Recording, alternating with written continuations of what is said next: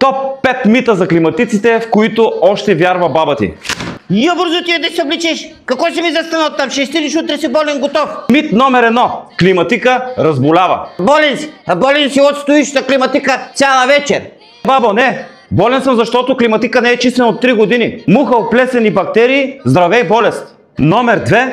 Климатика дърпал въздух отвън. Спирай го това климатик. Става течение.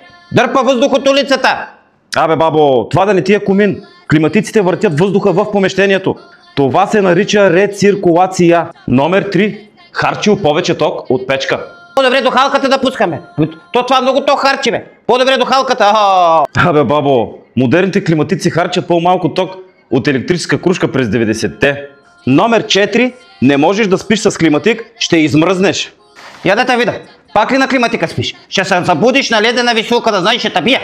Бабо, климатика има нощен режим. Сам се регулира. Това не е хладилник, не е направено за замразяване. И номер 5. Климатика не трябва да се пуска често, защото се разваля. Абе, спирайте го това климатик, бе. Пускайте го само в неделя и на празниците. Се развали. Да, се развали. Това да не е на войчоладата. Климатиците обичат да работят. Те не разджасват, те охлаждат. Ако баба ти все още вярва в тези митове, тъгни я долу в коментарите или изпрати това видео. А вие, ако искате подобни клима истини с хумор, може да последвате нашите социални мрежи, да споделите това видео с приятел, да коментирате и да го запазите. А ако имате нужда от профилактика на климатици, знаете къде.